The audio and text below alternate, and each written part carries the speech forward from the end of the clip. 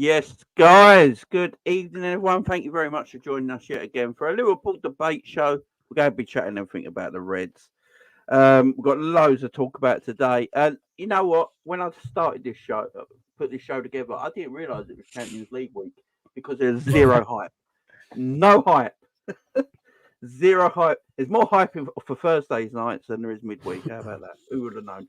But to join me on this, we've got loads of guests coming in as well. At the moment, we've got a great guests here so far. We've got Ben and ENDZ. Ben, how you doing, man? Yeah, good, mate. Thank you. Liverpool back to winning ways at the weekend, which was good. Everything's good away from football as well at the minute. So, yeah, I'm good, bro. Thank you. Awesome. ENDZ, how you doing, man? Glad to have you back on the show. All good, man. Jamie, thanks for the invite. I'm just here to keep the agendas on the check, man. That's all I'm here to do, man. Well, that's what you're here for, man. That's why you're the check master. I call you the check master. Yeah, I just sit here and relax, see the agendas in the chat, and I'll see the agendas on the panel when everyone joins. And we've got Jan, the man himself, is in there as well. G, he's in the house as well. What up? What up? What up? That B-Tech midfield behind him as well. Look at that. Only the best. You know what I mean? Only the best. How you guys doing now? Ben, ENDZ, Jamie, good, bro. Thank you yourself. All good, man. All good. You guys are interrupting my Valentine's Day dinner, so let's get this started. Hope everyone in the chat is good. I was saying, I think like Pancake Day today as well. Obviously, I'm sure everyone had something. Yeah. I saw some weird things on Twitter that people were having gravy with their pancakes. I don't know what that's about. It's just one of those days where you try different things with your pancakes. They're trying different things, and it's been ridiculous. Yeah, lemon and sugar, man. Lemon and sugar. Yeah, lemon and sugar. Exactly. Lemon and sugar is all you need. You know, no chocolate as well. I like a bit of chocolate on my pancakes. Can't even lie. Yeah, a bit of Nutella or something. Oh yeah. I feel you. And then a savoury one with bacon. That's it. That's all you need. That's all you need. But yeah, and I'm saying it's Champions League week as well, and we all forgot. Well, I forgot anyway. I think it's just shocking at the moment. Got K-Mac here as well. Once he sorts out his video's not sorted out yet. I didn't even realise it was Champions League until about 4:00 tonight. I was looking on Twitter and I just seen someone post all the fiction. I thought the 1 year we're not in the Champions League, all these dead clubs are in the round of 16, and just annoyed me a little bit. But it is what it is. Yeah, it was. Yeah, I didn't even realise. I totally forgot. I forgot we were in February, to be absolutely fair to you. There's been so much going on. So, yeah, so what we're going to do, I think, K-Mac, if you're in the background, I can see you, man. I can't see your video at the moment. There we go. There he is. He's in. But, guys, we've got a load of chat about. We're going to talk about Liverpool Football Club today, as I said earlier. Topics on today. We're going to talk about Trent. Got to talk about Trent at the moment and say I did my video yesterday, but I want to hear what everyone else has to say about Trent Alexander-Arnold right now. Liverpool's playing style. This might get a few people going. Also, like injuries at Liverpool, why do they happen so much? Is it because we're by injury-prone players, or is there an actual issue with our medical team? Klopp leaving, is Alonso the man, or are we all getting our hopes up and it's the club are going to pick someone else? And just general chat. So, guys, before we start, look, I want to get this one out of the way with Trent, because there's a lot of talk about Trent at the moment, and you know, I did my video yesterday about it. I don't actually want Trent out of the team. I got the heat. I did a thing yesterday about it. Got the heat maps and all that sort of stuff up, and looked at the way I saw it. And I don't want Trent as an inverting right back anymore, because I feel like we got midfielders now that can do that job that Trent don't need to do. And I just want him as an out and out right back, running down the line as he used to be. I think Trent was more an attack with Trent's skill set. I think the skill set Trent's got in attacking areas of the pitch was suited more to him being back in the day of that right back, just marauding up and down. The job he does now, I just don't think he needs to do it, because we got players like Szoboszlai and McAllister's and Curtis Joneses in that midfield, who for me can do it better. So we don't need him in that area. So Ben, what do you say? What's your take on this whole Trent thing? Because it is a lot of Liverpool fans are talking about it at the moment, and with the obviously emergence of Conor Bradley, a lot of people have been chatting about it even more. So what's your take on it? Yeah, speaking of players like Trent, De Bruyne's just put City 1-0 up, so that's unfortunate. I'm probably going to turn that off now, actually, because it's going to be 5-0 City, isn't it? But yeah, to be honest, mate, this is a conversation that's gone on for a long time now, and it's one that I've been fairly like I've not changed from side to side. I don't really care, to be honest, and the reason why I don't care is because I've seen him be incredible at right back. I've seen him break records. I've seen him then go on to break his own record, which is just insane. Like one season he breaks the assist record, then the next season he goes and breaks his own record, which for me, and he was only like 19, 20 when he did that as well. And then obviously from last season when everything was going tits up, we put him in the inverted role. I've seen him be incredible there as well, and almost sort of carry. There was Salah and Alisson as well, and other players that pulled the socks up. But I think Trent was the main focal point, which dragged us almost back into that top four. So I've seen him be incredible in both positions, and I'm not really bothered where he plays. I think he's incredible both. People say he can't do right back because he can't defend. I think it's absolute nonsense. He can defend. I've seen him defend really well against really good players.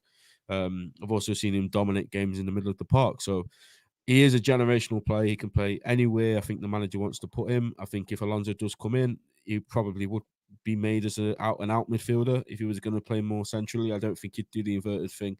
I think he would just play as a midfielder, and then maybe we go get another right back. Maybe we just use Bradley. I don't know.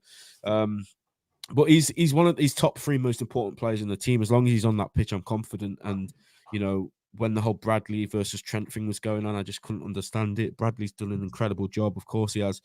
But for me, Trent, when he's fit, and he's not now, and I'm quite concerned about this injury, to be fair, because I saw a rumor today that he might not make the final, which would be a disaster in my eyes. He's top three most important players to me, along with Virgil. And there's fuel for debate whether it's Alisson, Salah, whatever. But he's top three most important players. When he's fit, you put him on the pitch, whether that's inverted, whether that's right back. I don't really care. As long as he's on the pitch and he's on top of his game, that's enough for me. Yeah, I mean, again, when I was saying it earlier, I don't think a lot of people keep thinking I'm saying I want Trent out of the team, which obviously I don't.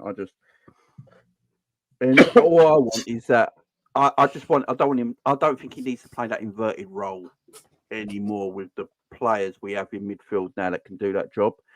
Am I saying too much there, Enz, or can you see a point what I'm trying to say there? I don't think you are, but the problem is it's been working for Liverpool Football Club. So asking, because even I want him to be like used in a different position now. I feel like for right back, I think we're cool now with the emergence of Conor Bradley.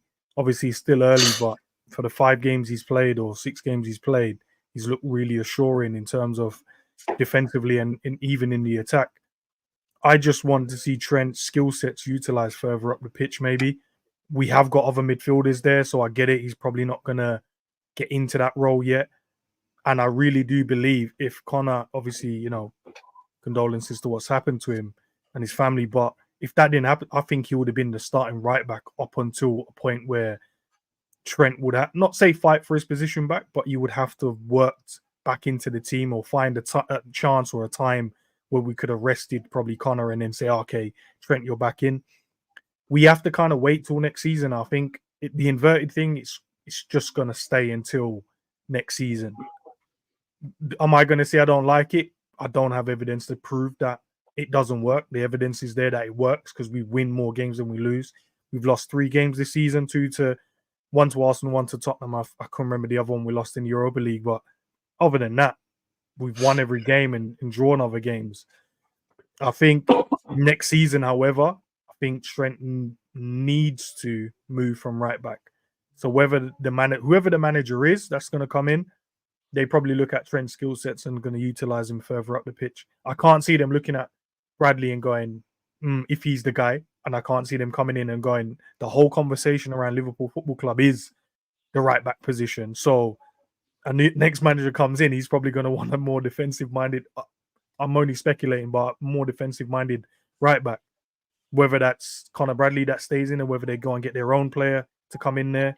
But I can see with Trent's skill sets, man, you can see he wants to play further forward. And I think with the inverted role, that's Klopp trying to give him somewhat of what he wants, but also you still have to play right back for Liverpool Football Club.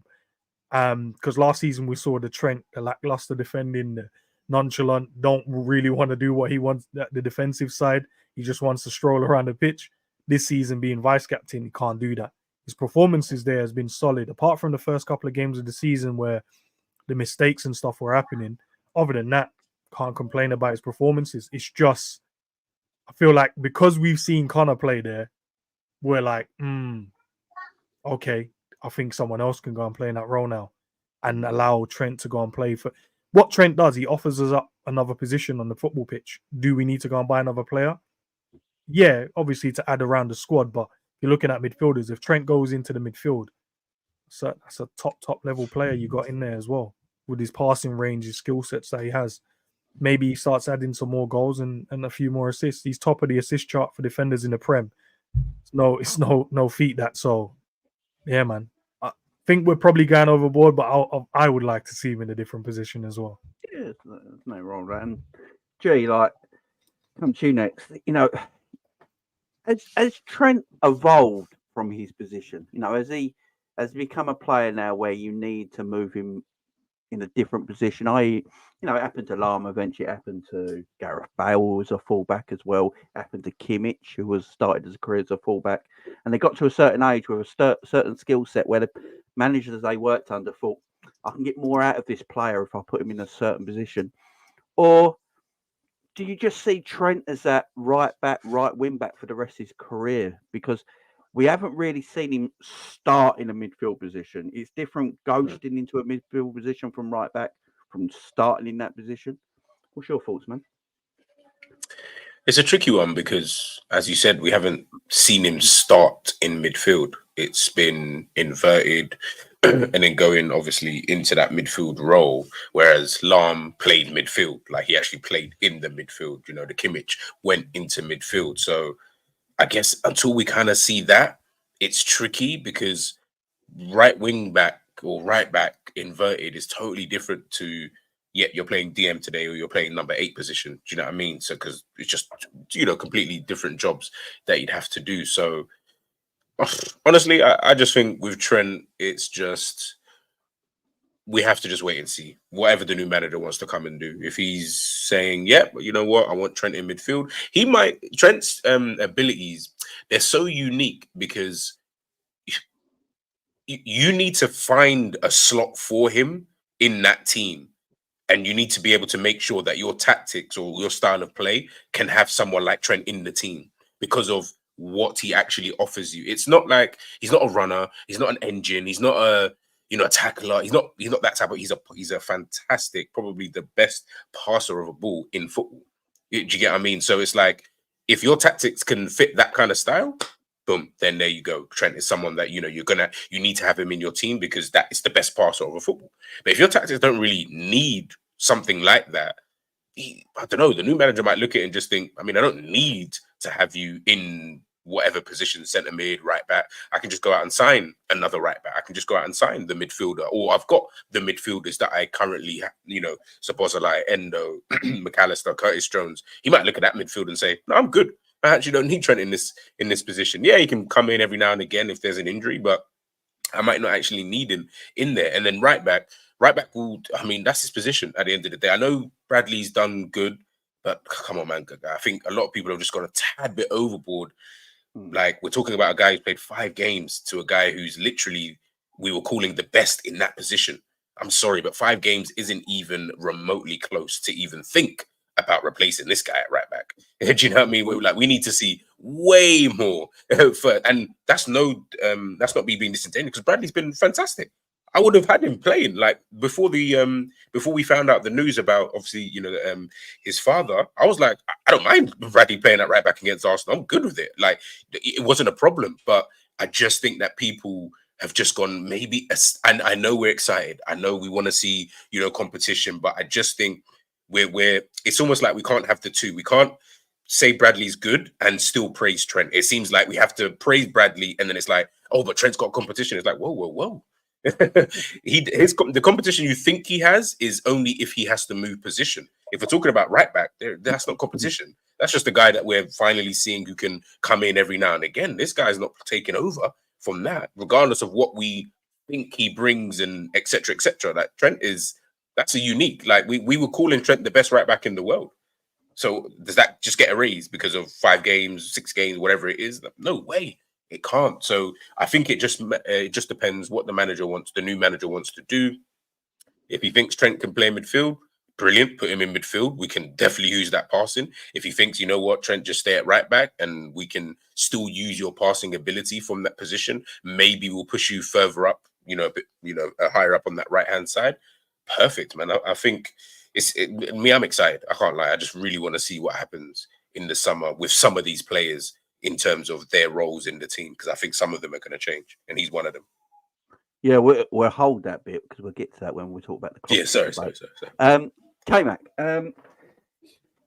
everyone's put good points and opinions there on the Trent stuff, and like G says there, with Conor Bradley, it has only been 5 games, so it's a very small sample size, when compared with Trent, obviously, but they do play different ways at this moment in time. What's your views on the whole thing surrounding Trent at the moment? Everyone's got talking about. First of all, I noticed you got me and G at the bottom for Devil's Advocate. Is that right? That's just the way it landed. Okay, so I think the interesting thing as well is Bradley's in training now, so Bradley's probably going to play the next couple of games. So it will be Trent's position to fight for to get back. I think what we need to look at as well is Trent's a generational talent. Okay, he's 25. He's incredible. He's got all the assist record. He's going to go on to have another incredible career because he's only 25. He's not even coming into his prime. He really divides the fan base right now, which is really interesting because loads of people want to see him in midfield. Loads of people want to see him back as a right back. The next manager is probably going to play him as a right back because if you're looking at 2 managers that we're targeted with, you got Xabi Alonso and you got Amorim. Amorim plays a right back, a defensive right back, by the way. And then you got Xabi Alonso, who plays an explosive right back. Trent isn't explosive, so he wouldn't fit in that team. However, if Xabi switched it the other way and had an explosive left back and had a normal type of Grimaldo right back, which he's got as a left back, Trent would fit perfectly in that system. He'd get bags of assists. He'd probably get a couple more goals. The issue is, and this is my issue with Trent. Since we've started doing the inverted since last year, we accommodate him in the team. So we accommodate him to have this free role, to have this play where we can drop into midfield, where we can just go free roaming around the pitch. And we hamstring other players to do extra work to cover for him. Now, everybody's talking about moving him into midfield. Who's going to cover for him in midfield? Because someone's going to have to cover for him again because he doesn't like to defend. Okay? And he's not going to do it in midfield because he's certainly not doing it as right back now. So you have to look at the options there. And if we're playing him because he's an amazing passer, we have lots of them in the team as well, which we didn't have last year and the year before. So it's a case of the manager comes in and he is going to look at the entire squad and he is going to see what he can get the best out of players. And Trent has had an incredible career as a right back.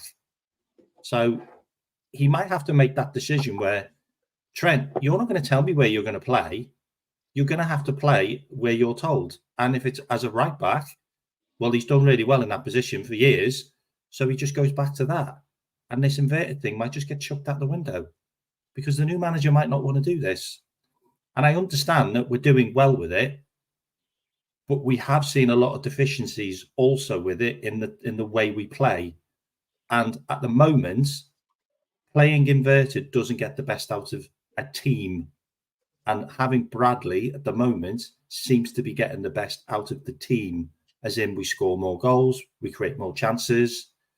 So we have to look at that.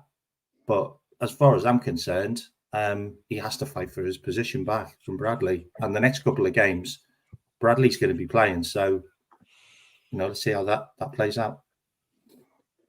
Interesting take. Ben, anything you want to say about that take, Ben? Not so much about that take. I kind of agree with a bit of what he says, but there's Yeah. a few comments saying about his ego, and Trent's not got an ego. Trent, there's nothing about his ego. Yes, I think Trent knows how good he is, as any world class player does. Any world class player at the age of 25. In fact, Trent was world class by 19. You know how good you are, and I think his confidence and the way he plays. He's always played in a more relaxed, laid back approach, even when he was at right back and he couldn't do no wrong. And week in, week out, everyone was praising him. He always looked almost like he was playing effortless. And when it was going, well, it still is going well, but when we're top of the league and we're 20 points clear and we're unbeaten, nobody really has an issue with it. But when all of a sudden, we might lose a game or it's a bit tighter and Trent's playing in this way where, he might be a bit relaxed, it becomes a problem. And I was saying to people after the Arsenal game and after the game at the weekend, he wasn't right and he was never ready to play that game. The 60 minutes against Arsenal was telling, because you don't take Trent off in that situation. Only reason would be is if he's been absolutely horrendous. It wasn't great, but I don't think he was bad enough to get taken off when we need a goal. And then obviously the weekend he played the first half, which, Trent never gets subbed off at half time. So it's pretty clear he wasn't ready. And I don't know who gave the final say to put him in those games. I don't think it would be Klopp, because he said so many times he literally gets a sheet of paper with how many minutes each player can play and he goes on that. So I reckon it's medical staff, people above him that make those decisions.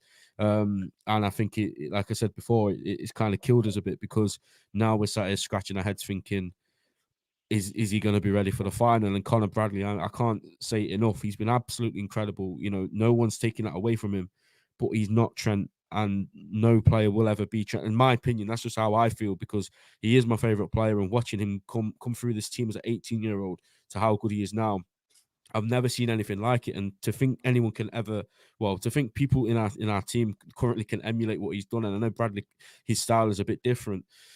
I just think he's so unique. And if you take Trent out of that final coming up, we are so much weaker. No matter if that's in the midfield, if that's at right back, we're significantly weaker. And I know Bradley will go in and he'll give it his best, but he hasn't played in a game of that magnitude yet. So, yeah, I think some people, obviously, the hype for Conor Bradley is justified. Like I said, I think he's going to win our Player of the Month, to be fair, and possibly the Premier League one, which would be nice. But I also feel like we just need to calm down on the Trent side of things, because, like I say, Trent's only really had one season where he's been bad for most of it, and even then he pulled it around. It was the COVID season when he wasn't getting in the England squad and all of that. He turned it around the last 10 games as he did last season. So both players can be good at the same time. I think G said it. We should be here hyping both of them up, saying how good both of them are. And I know all of us on the panel will, but when I see people question his attitude and his ego and stuff like that, that's what's like, nah, it's too far. That's fair. Well, that's fair. Let's go around the panel here. Next season, what positions does Trent play with a new manager, Ben? I think he'll go midfield, because I think, like Max says, K-Max says, I think he prefers more of an explosive right back. And I think we did see, to be fair, there was rumours that we had scouts watching Frimpong, if I'm not mistaken. Frimpong and Hincapié, I think, were the two names I saw we were watching. So, yeah, I think if Alonso does come in, it would be Trent centrally, like, as a more permanent fix. Ends. What positions do you reckon Trent play under a new manager next season? You're muted, Ends. You're on mute. My bad. Before I took it off. No, midfield.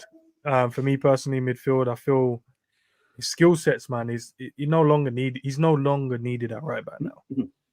I think the team is evolving slowly but surely. But yeah, with the players emerging and whoever the new manager is going to be, you can almost guarantee right back is one position that they're going to say, I need to get someone in at.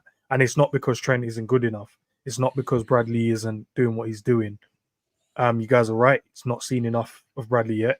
And then Trent, he's like, I'm not going to be wasting this guy's skill sets no longer at right back, because I know he can offer me so much more. And then Trent can evolve into the player that we know. He's already completed football from right back. Let's move into midfield, man. Different position, different things that he has to work on, of course. The problem most people have with him is I think they think he's going to be lackluster when he's in there. I don't think so. But we'll just have to wait and see. But midfield. G. My head says he'll go into midfield. No, sorry. My head says he'll stay at right back. My heart will tell me to go midfield. I just feel like he would just stay right back. Like, I just feel your only options at right back after that is going to be a very inexperienced Bradley, regardless of how many games he plays this season. Still be quite inexperienced going into Champions League season. So that will be something to at least think about. Not so much, but it'll be something to think about. Obviously, Jones, we know can play. Gomez, sorry, we know can play there. I don't know. I don't know. Something tells me that he will just keep him at the right back position, because I feel like if he's going to come into this team, he'd probably, like, wouldn't they look at more of a specialist midfielder in whatever area, whether that's 8, 6, attacking, whatever the format, I have no idea. But I just feel like that's an area where I feel like there's enough players out there that you can go out and sign a specialist in that position. Right back, I don't know. I feel like with what Trent offers you there already, you're not going to get too much better. I know Frimpong's an option. I'm not saying because he's a really good player, but I don't know. Like, would you say Frimpong is better than Trent at right back? I don't know. I guess it just depends on really what you're looking for in that right back, to be honest with you. But yeah, I'll say he's going to stay at right back. I think he stays there, and we just sign another midfielder, because obviously we'll have Thiago. I think he will go. But Tečić, I don't really know. I want him to come back in, but new manager, new ideas, might have his own people that he thinks, you know what, this guy can come in straight away, etc., etc. Elliot, I have no idea what position he's realistically going to play for next season. You're only really looking at Jones, Bozolai, McAllister, Endo as well. Endo might only get bit part minutes as well. I honestly, it's a tricky one. I think there's enough midfielders in there, but I think Trent will stay right back. Fair enough. K-Mac, next season? All the managers that we're looking at all play 3 at the back with wing backs. Trent would be great as a right wing back. He'll be able to get further forward. He'll be able to get more involved in the game, higher up the pitch. He kind of plays there anyway, really, to a certain extent. Like, even though he's not supposed to.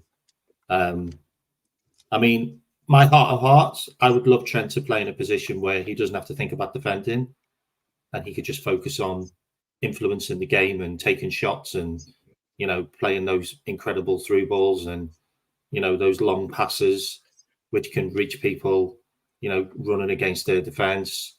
You know, we've seen him a couple of times over the last year where he's not had to think about defending. And one of them was like the Fulham game where he scored the winner. Like, you know what I mean? He was more of a free spirit, like being able to just influence the game more, like a De Bruyne does.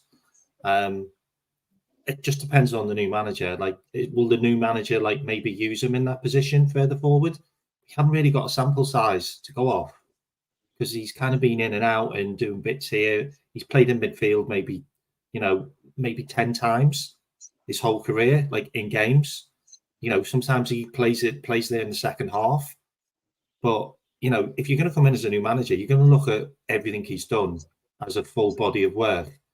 And it's definitely the right wing back position. That's where he's been world class. So I think the new guy will play him there. Yeah, that's fair enough, man. That's fair enough. Look, we could talk about Trent for like hours on end and probably come It's to a real debate.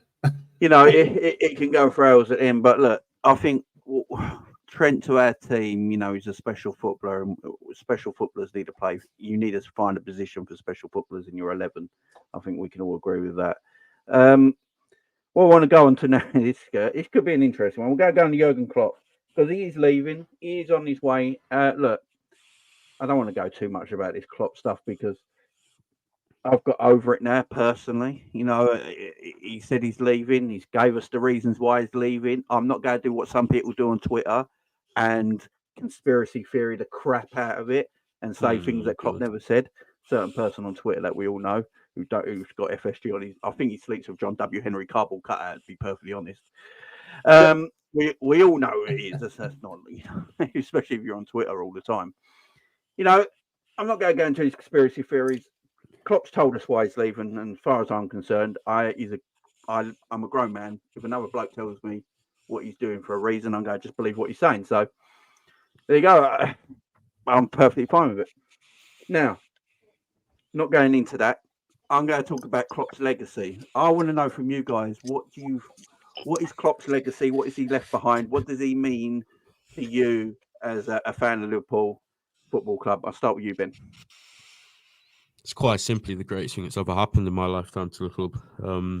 That's as blunt as I can put it. Without Jurgen Klopp, none of what's happened in the last 8 years happens, because there's no manager in the world that can take down a team with 115 charges over them, with Pep Guardiola, who, you take away the financial side of things, he is one of the greatest ever managers. A team with endless amount of money. There's no one else in the world that can constantly keep going and keep going and keep going against a team like that. And that's why he's probably worn out, and that's why he feels like he's probably done it enough now to sort of give it one more go this season and then call it a year earlier to what was planned. And I don't know what the reason is for that. Obviously, he said he's not feeling, the energy and all of that anymore. And like you say, people will have their own opinion on that. But yeah, he's the greatest thing that's happened to the club in my lifetime, 100%. And the legacy that he set, when he came in, I remember speaking to my brother, obviously Brendan Rodgers had just gone, having not won a single trophy. And I said, it would be good if we could just get up there again, just win maybe one trophy, like in the next few years. Like, I wasn't even thinking that we'd complete it all, that we'd be able to win it all. And we still haven't. We still got the Europa League. But yeah, just maybe one league title or one Champions League over his contract, and I would have been more than happy with that at the time. So he's changed the fans' expectations. He's now the one that's made people think if we don't win the league or if we don't win the Champions League, then the season's a failure. Like 21-22. I was coming back from the Carabao Cup final, and I just went on a space whilst I was on the train, and people were saying, this is good, but unless we win the league or the Champions, only change now because of this manager. No one's ever thought like that before, and I think that's the biggest testament to Klopp. He's made us, and I know it's the whole cliche that when he came in, doubters to believers, but he has made us believe, and he's made us go into every single season thinking, okay, what are we going to win now? Not are we going to get top 4? What are we going to win now? There won't be another manager like him. If Xabi Alonso comes in, I've got no doubt in my mind he'll be an incredible manager. He'll come in with his own fresh ideas, and Klopp will leave a great team of players behind him, 100%. But what Jurgen Klopp's done is special, and yes, maybe we could have done a bit more, but at the end of the day, you get 97 points and you don't win a league title. That's more down to bad luck, like more than anything else. The team's not failed, the manager's not failed. You get 97 points, you don't win the Premier League. It's just not meant to be for whatever reason. So, yeah, his legacy is what it is for me. Won every single trophy. Nothing much more I could ask for. Like I say, maybe we could have won 1 or 2 more trophies, granted, but yeah, I wouldn't have any regrets when he leaves, thinking what could have been, for sure. Yeah, look, I agree. Like, I've already said my thing on Klopp many times before. In my opinion, I think he's Liverpool's modern day Bill Shankly. That's how I look at Jurgen Klopp. Bill Shankly took Liverpool from League 2 at the time, Division 2 at the time, and made them a bastion of football again, like he said. And I think Klopp took a Liverpool team that was down its luck, not the massive European side that we know today, and changed that round. And he won every trophy on the way. But for me, that's what I feel for Jurgen Klopp personally. But ENDZ, your opinion, my man? You know what it is, supporting Liverpool Football Club. We've always been more of a cup team than a league team. So we know in the cups, Liverpool are going to give it their all. You come to Anfield in a second leg or a first leg, we're going to do what we need to do. The one thing I'd praise Klopp for was we're no longer just a cup team. We're also now a league team. You have to compete against us now to try and win, the big titles. And what Ben said, you're right, man. 97 points, 96 points. Like, having those kind of points tally and not winning the Premier League, it's just bad luck. There's nothing more you can do. There's teams that's won it on far less, and Klopp made us a team that's going to challenge on all fronts. It's the fact that I think when he came in and the squad that we had, the energy from the fan base, just the whole club, he transformed it. He made, brought everyone back together. That was one of the things I really praised him for. Not only just the people working within the club, the fan base, the people that's doing the extra bits. He brought everyone together and pulling in the same direction. And I can only praise him for that, man. And now we're a team in Europe again where teams fear us, where before it used to just be, oh, you're just a Champions League team. Oh, you're just a, you're just a League Cup team. You just, if on the off day you get an Anfield draw, you probably win it. Now it's, how do we beat this team? How do we set up? What's the best way to play against Liverpool? It's no longer, let's just turn up and beat them anyway. We're now feared by your Manchester United, even your Arsenal. They're only obviously now coming back to their own, but overall, man, I think Klopp has just been outstanding for us. There's other managers that's won us other trophies, so I'm not going to knock them along the way. I feel like there's other managers done a great job for us, and we've seen other trophies. But the one trophy we all wanted to see as a Liverpool fan, so everyone else can shut up from the other fan base, is the Premier League, and that's one thing I'm so happy he's been able to bring to us. And in the circumstances that he came to us, that's the only little thing I hated. But I love that now this year, that could be the moment, man. It could be that moment again where, and I promise you, the worst thing that could happen to the Premier League is Liverpool winning this title, because the rest of the fan base in the world, they're not going to like us. You think the 750,000 is going to be enough? Trust me, Liverpool win the title this year, you might even see 2 million, maybe even 3. He's just supporting this team along their way on their bus parade. So yeah, no, he's a legend, man. He's done so much for this club, man, and I praise the man he is more than anything else. He has morals, he has principles, and he sticks by them no matter what. And when he says there's more important things than football, it's damn right, man. So if sometimes we moan at him, why are you making certain decisions? But trust me, he's thinking more of the man than he's thinking about what everyone else thinks in terms of, we as fans want us to play a player, when he's like, no, he's going through this. Let's put him to the side for a minute, let him, understand what's going on, and then we can move forward as a football team. But now, man, respect to Klopp. Statue needs to land ASAP, but I know we have to wait till probably the end of the season before that can be. Look, Klopp ain't getting a statue. We got FSG as owners. We're getting a little plaque on the wall, and we'll do a little curtain to unveil it, and that'll be Klopp. Klopp's face on the wall. That's what. That's where it'll be. But yeah, big up to everyone in chat. Don't forget to keep smashing the like. Subscribe to everyone as well, guys. I see mods putting the links in the channel, so I appreciate all the mods doing that. And plus, their links are in the description below, so you can go and smash the link and go and subscribe to the lovely people if you've not done it already. I'm sorry, while you were just talking there, Enzo, I was just watching Edison make a terrible mistake, and it's 1-1 in that game in City in Copenhagen right now. Yeah. I see that. But Edison don't make mistakes, I was told. You know what I mean? Beautiful stuff, man. Cal has arrived. Big up, Cal. How you doing, mate? Evening, Good. gents. I'm good, bros. I'm good. Before I go to G, and I'll get Cal's opinion first. Jurgen Klopp's legacy at Liverpool, what is it to you? What's it mean to you? What's he left behind? It means everything to me, if I'm going to be honest. He's my favorite manager of all time. I'm not sitting there saying he's the best manager of all time, but he's easily my favorite manager of all time. He made me go from saying I don't know if Liverpool are going to win it to jumping on streams, throwing up 4 fingers and saying Jurgen quad and we're doing the quad. Like I think that kind of says it in a nutshell. He made Liverpool a force to be reckoned with.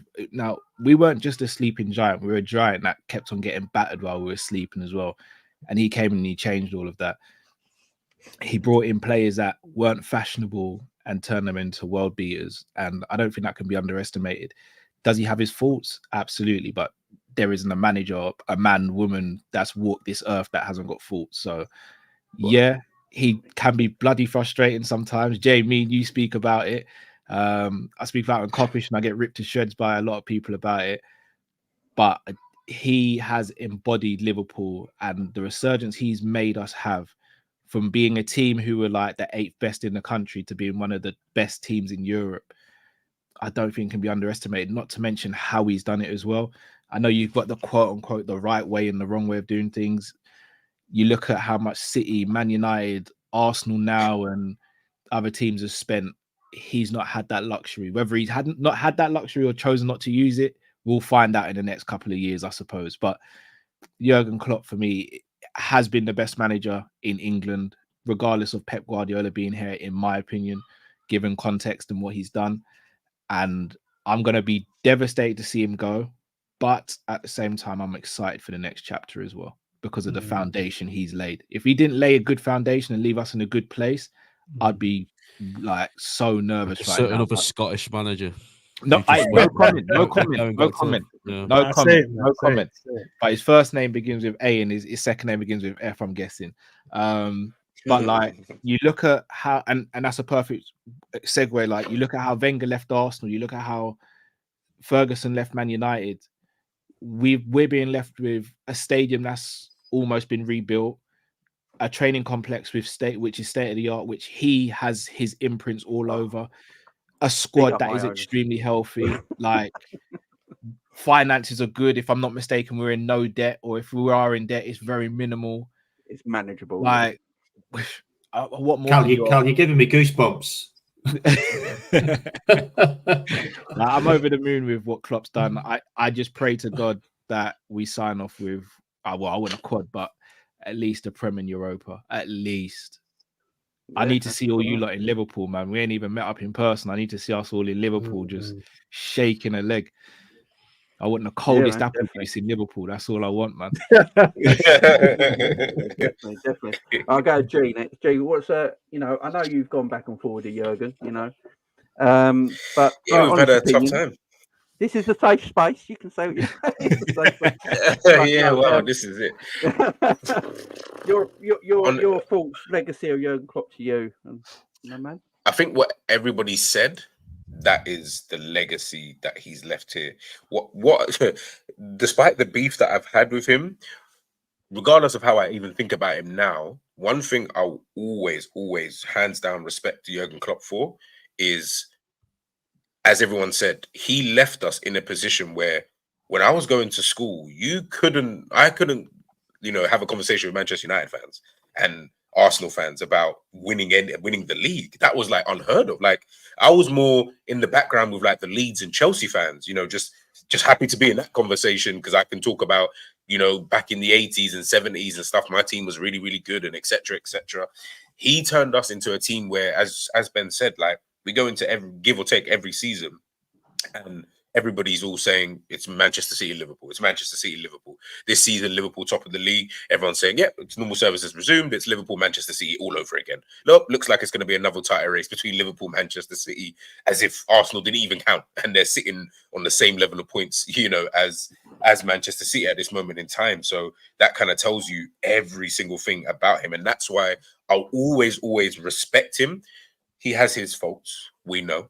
We've had our beef. We've had arguments, but I will always respect what he's left here for Liverpool. And I think everyone's right again in saying the foundation that he's left, I can't lie. I have to big it up because you guys just mentioned Wenger, Sir Alex Ferguson, even Jose Mourinho to a certain extent, at Chelsea. They were leaving teams who were like basically dead on their feet. They needed crazy. Obviously, Chelsea a bit different because they were just able to change managers, spend more money and win another league title. Fair enough. But Manchester United, Arsenal, look how long they've gone without winning a title. And those were literally the two teams you couldn't even stand in the same room as. You couldn't even do that as a Liverpool fan back in the day. Now, they're scared to be in the same room as us. They're more likely to respect us than fear us. Do you know what I mean? So, yeah, I think with him, I think it's just a case of I have to just respect you. Regardless of anything, respect is like the biggest thing. With Jurgen Klopp, and that's one thing he'll leave definitely once he leaves Liverpool. And to be honest, as much as I've been fighting him, I hope he wins the league this season. Do you know what I mean? Because as Cal said, like there's that. Yeah, you might be upset that he's leaving, but at the same time, there's a little bit of excitement at what's to come next because we don't look like a team where you're like, oh man, Liverpool got 7 35-year-olds plus and they're on big money wages and we can't get rid of them and the team's passed it for the last 2 years. No, it's not like that at all. Do you know what I mean? We've still got the young players still coming through, players still in their prime and stuff like that. I'm just interested to see what a new manager can do with this team, and I think trophy wise they will do better, but legacy wise I don't think you'll be able to match Jurgen Klopp at all. That's fair. K-Mac? So I'm gonna end it with some cliches, but he turned me from a doubter to a believer. Like, he had me at day one when he turned up and he did that press conference, and he's never really changed as a person. Like, he really hasn't. Like, he embodied the entire club and the fans. You know, he got the keys to the city. You know, I don't think there's another manager that could actually do what he's done. If I'm completely honest, like his spend is like 7th in the league compared to other clubs.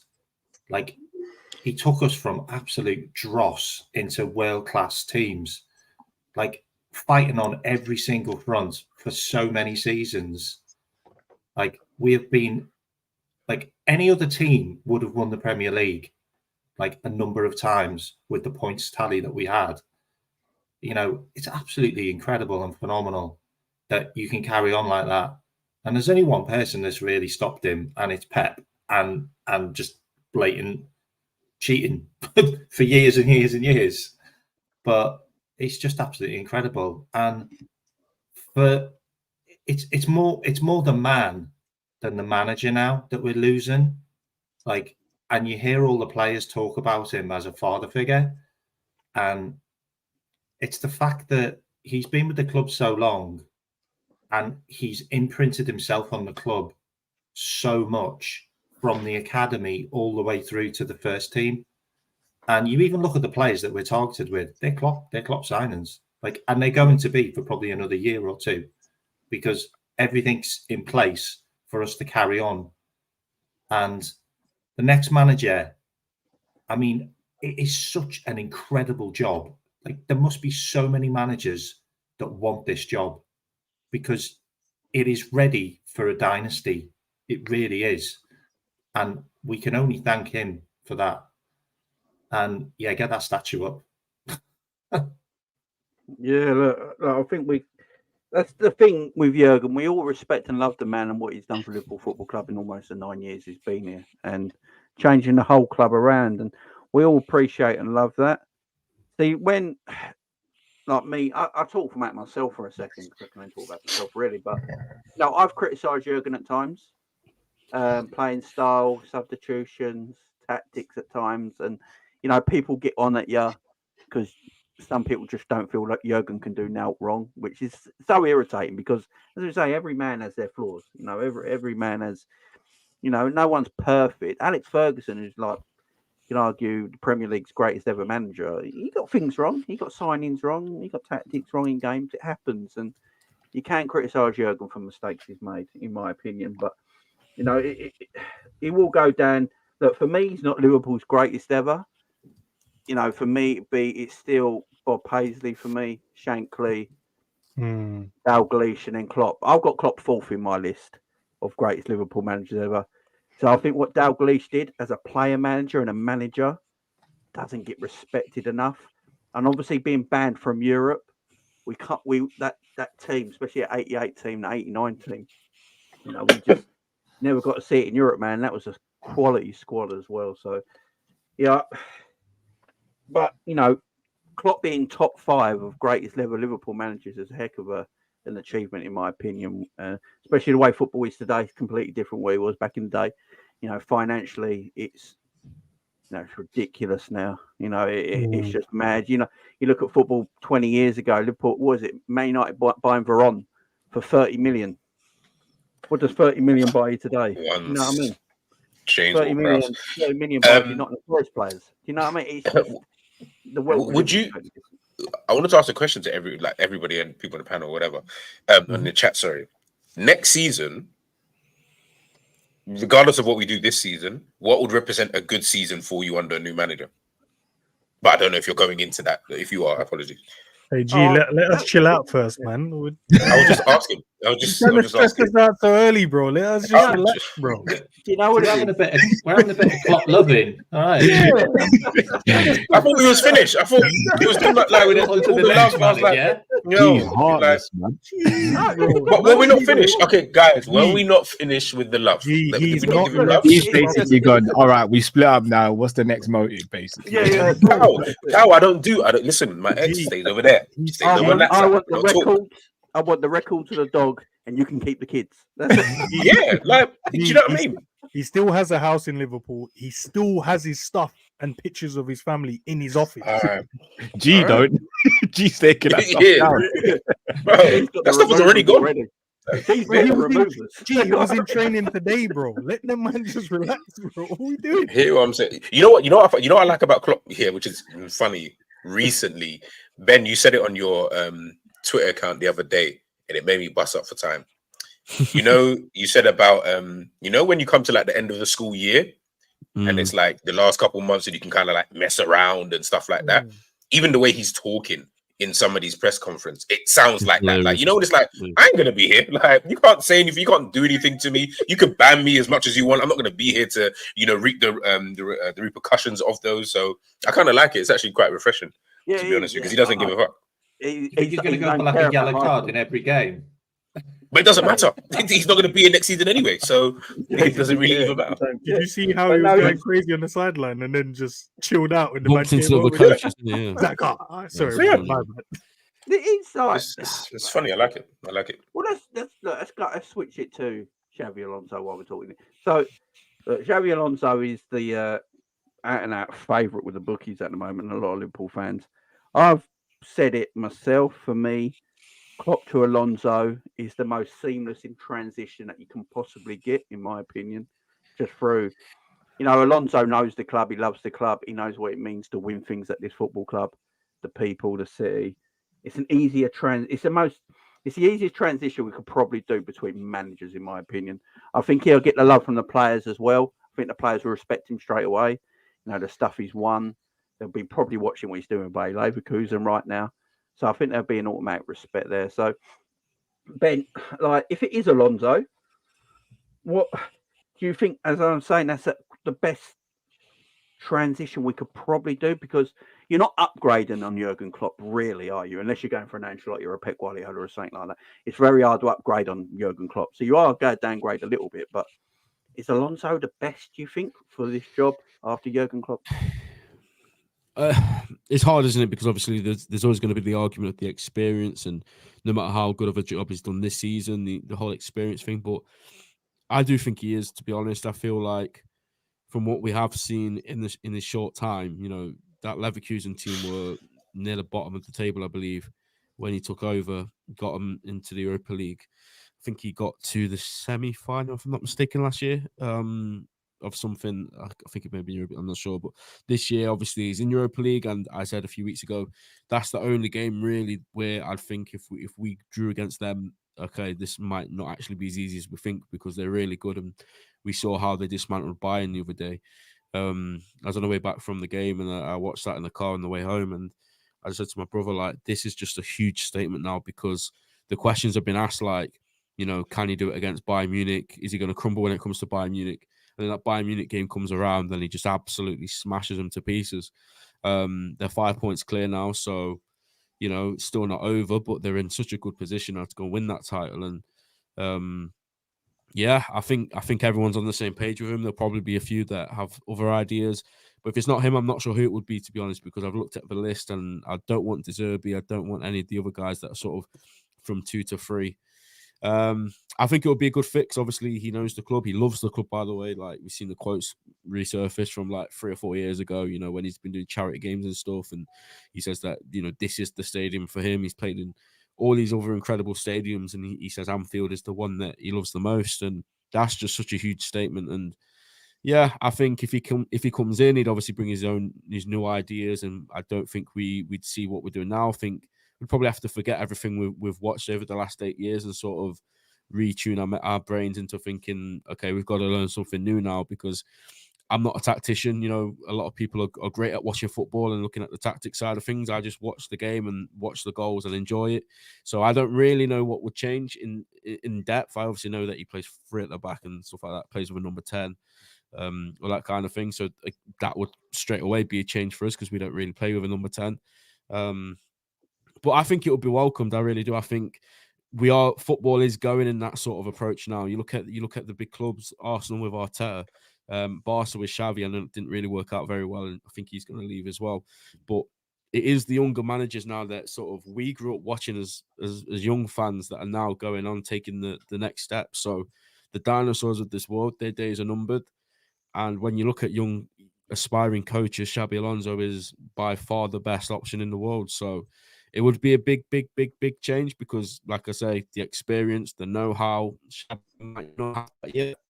But if we can catch him before he goes on to be that world-class manager, you know, everyone's always like, oh, we leave it too late. We go for the guy when they're already at the other club. So if we can get there first before Real Madrid or Bayern Munich with Xabi Alonso, you know, have 5-6 years with him, win, you know, plenty of trophies. Yeah, I mean, I will just answer G's question because, you know, I think it's only fair. G did put a good question. I think his first season Thank you, Ben. purely depends on what happens this season. If we go and win multiple trophies, that shows the squad is good enough. So Xabi Alonso comes in, I'd probably still expect to win at least a trophy and be competitive in the league. That's what my expectation would be. But it's change. It's going into the unknown. And yeah, as much as I am still heartbroken about Klopp, I haven't personally got over it yet, and I won't until after that Wolves game at the end of the season. There is a little bit inside me that is, you know, getting me excited to see what could potentially happen. And if it's not Alonso, we'll cross that bridge when we come to it. But I'm pretty sure it will be, especially after Carragher's comments yesterday. Yeah, I agree. Enz, are you a little bit concerned? I'm a tiny bit concerned. I don't know about yourself that Barcelona and Bayern Munich are going to need new managers in the summer as well. Now, obviously, Bayern Munich just got first hand and getting destroyed by Alonso's team going, I believe, 5 points clear of them on the same games played. Barcelona are going to need a new manager, as we know. Xavi's stepping down at the end of the season. Now, these are very strong pools. These are not tiny clubs. These are clubs you could argue are as big as Liverpool or even bigger than Liverpool. So, are you a little concerned that, you know, if Alonso is our main target, but we got competition from Barcelona and Bayern Munich, are you a bit concerned there, or do you think this is something Liverpool can get done, but they're also Liverpool might have something else up their sleeve anyway? I'm not too sure about the Bayern one, so I would have to talk about that one. But in terms, obviously, I support Barcelona, and that's my Spanish club. If I'm Xabi Alonso and I look at both teams, and I look at Barcelona and I look at Liverpool Football Club, I'm like, what team is in the best position to go forward? I look at Liverpool. Yes, you're right. Barcelona's got a massive stadium. They've got, you know, state-of-the-art centers as well. But I look at the squad. You got Barcelona. They've not got an aging squad. They've got a lot of academy players coming through in that team. They've got a lot of players that they need to shift away and kind of get rid of. But I look at the Liverpool team and I'm like, well, they've dropped the age gap really, really low. I've got potentially players that can play multiple positions in the team. I've got a squad that I can pretty much play my own system. And if not, I can play the current system Liverpool use because they're used to it. I can add to that squad to only make them even better. And say we go on to win this title as well. So you're going to come into a Premier League winning side. I would choose this team. Or do you choose the Barcelona squad where you're going to have to probably, you know, dig deep and try and find players and solutions to fix what's going on at the moment with that team? Because some of the games they play, they play really well, but they look disinterested some of the times as well when watching their games, and they heavily rely upon the young talented players that they have in the team instead of the actual players that's been there for a minute. So if I'm Xabi Alonso, man, I'm choosing Liverpool Football Club. He is the guy I potentially now want as well, just looking at the style and, you know, what he brings. And you guys are right. There's obviously sides of the fan base is saying they don't want him, and some are saying they want him. He hasn't proven anything yet, so that's a correct statement.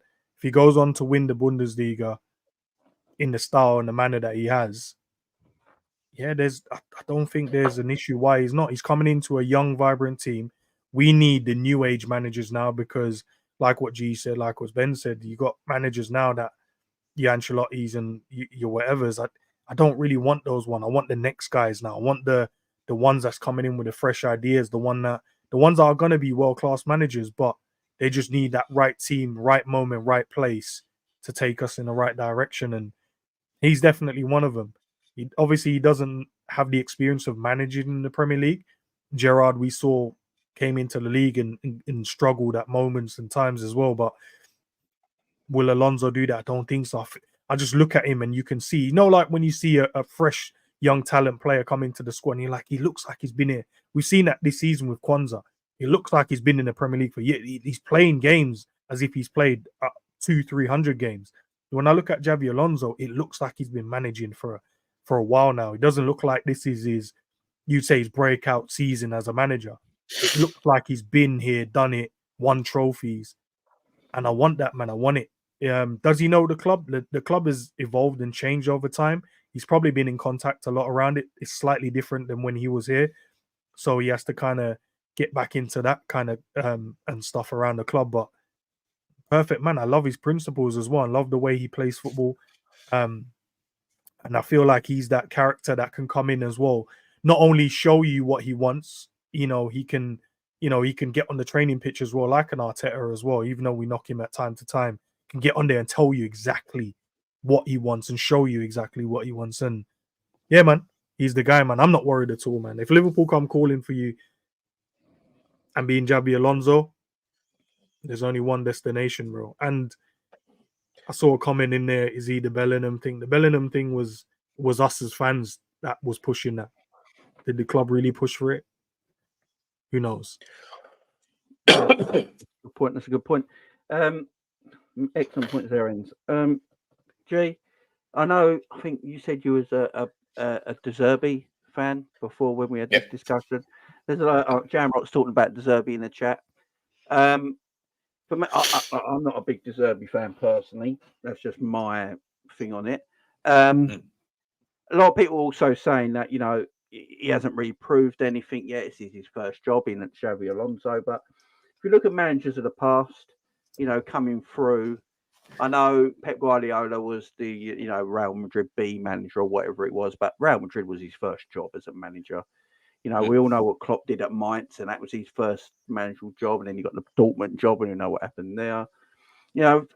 So I'm not concerned about that. But give me your reason, because I know you spoke about De Zerbi before. So give me your reasons on De Zerbi, man, and the differences between him and Alonso. I think with De Zerbi and Alonso, they're in the same bracket. Guys ain't really done nothing, to be honest with you. So you're really just taking a punt on both of them, to be honest. And it's just down to Liverpool fans are going to have more of an attachment. If De Zerbi played for Liverpool and we swap places, we'd pick De Zerbi straight away. We'd literally pick him because he played for Liverpool. We got the affinity. That's just what it is with Alonso. If Alonso didn't play for Liverpool, I don't think there'll be too much of a clamour, if I'm being honest. I'm not saying there wouldn't be. I know people would still want him. I'm not saying that nobody wouldn't, but I don't think it'll be this big. And I think that we're using the whole he played for Liverpool back in 2000 and doesn't really matter because this isn't the same Liverpool that he left. It's totally different. Two completely different football clubs. That Liverpool that he left was absolutely atrocious. The team was shit.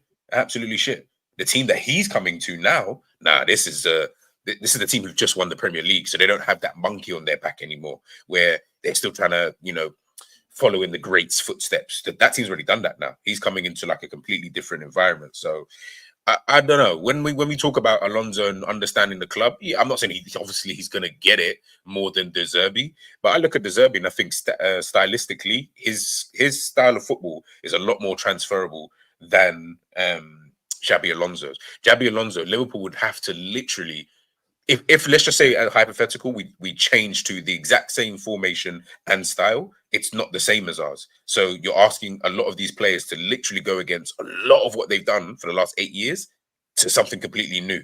That's not to say that they can't do it. These are fantastic and world-class players. But I don't look at that and straight away think, oh, yeah, that's a good idea. Not to say I don't want Alonso. I think he's a really good manager for what he's doing. But he might need things that maybe might rub people up the wrong way. When does, how do we take that?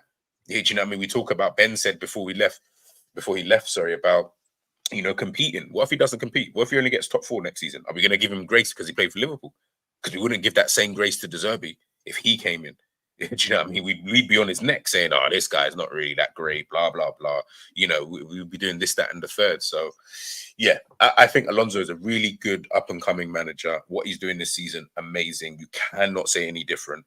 But I just prefer De Zerbi. I just think stylistically, it's so transferable. With the way that he plays Liverpool, it really is just swapping around a few roles in the team, because we've got way better players, and then poof, you know what I mean? You can come in, he's a good manager. We've heard Klopp and Pep Guardiola speak of him in such light as well. So it's not like he's just a random, manager where we're like, oh yeah, he looks okay, like he's all right, or I've used him on Football Manager a couple. No, he's actually a really, really, good manager who's had top managers, speak about his style of football. Not to say that they haven't with Alonso, but again, when you've only got a season and a half to kind of talk about it, regardless of really what he's doing, he'd probably have to over exceed and win everything in order for me to probably really be bought in by what he's doing. And I just don't see that happening. So yeah, for me, it would be De Zerbi, but Alonso is right there in second. I really wouldn't mind him at all. Cal, your opinion? Because you've got Alonso, is it Ruben Amorim as well that we've been speaking about? De Zerbi. I mean, G puts up a good case on the De Zerbi front. But No, absolutely. Can I throw another name in the hat? And it might not be popular, but Thomas Frank. Come on, Cal, man. Let them know. Let them know. know. As well. Thomas Frank. Because Thomas Frank works under the same constrictions at Brentford that FSG work under. It's just at a higher level. Yeah. And also he has that character about him as well, doesn't he? I think that's what it is with Thomas Frank. It's the character. Like, I think how he's handled this Ivan Toney situation has been nothing short of brilliant. Like, it could have really divided the club. He could have come out and looked stupid at times. I think he's handled it brilliantly. I think Brentford's style of play is very good. I think that they survived so long without Toney that people forgot that they had Toney at one stage and that Toney was their best player and their captain. I think he's brilliant. I think tactically he's very good. I mean, we've seen it firsthand how he's broken Liverpool teams down and given us problems in different games. That being said, I do think Xabi Alonso is my favourite to get the job. Well, he's the person I'd want in. Again, I'm not even going to be lie about it. I've jumped on the bandwagon a couple of weeks ago. I was like, I don't know if he's done enough to prove himself. I know it's very reactionary, so again, I'll take it on the chin if anyone disagrees. But that Bayern Munich game changed a lot for me because that was a massive pressure game. He changed things in game as well. That was really impressive for me. It wasn't just a case of he was just playing 3-4-3 and Bayern couldn't figure out. No, Bayern tried to change. Tuchel tried to change things and he reacted straight away. And then anytime he moved a chess piece, Xabi Alonso would counter it and then better it. And that's what I found very appealing about the appointment. Not just that. You look at who Xabi Alonso has played under, some of the best managers of all time. You've got Rafa, you got Guardiola, you got Mourinho, you got Ancelotti, Del Bosque. For me, he's taken parts of all of those managers' greats and merged it. He's almost got his own style. Like, he's got Rafa's tactical awareness. He's got Mourinho's strategy for defense. He's got Klopp's, even though he didn't play for Klopp, he's got Klopp's gegenpress. He's got the slickness of Pep ball. It's almost like he's encompassed everything. But also, again, I'm a massive De Zerbi fan. If you'd asked me this time last season who I'd want, it would have been De Zerbi. Like, I think it's weird. I find it very weird. It's almost as though our fan base is crapping on De Zerbi to boost up Alonso. When I don't think you have to do that. Like, De Zerbi is a sick manager. Like, let's not forget what De Zerbi did to us last season. Like, I saw Mo Salah receive the ball in their half, and 6 players were around him. 6 players were around him, and then our players were still isolated. Like, and they ran us off the pitch. I'm not seeing a team dispose of us like they disposed of us last season, and we were lucky to leave there with only being 3-0.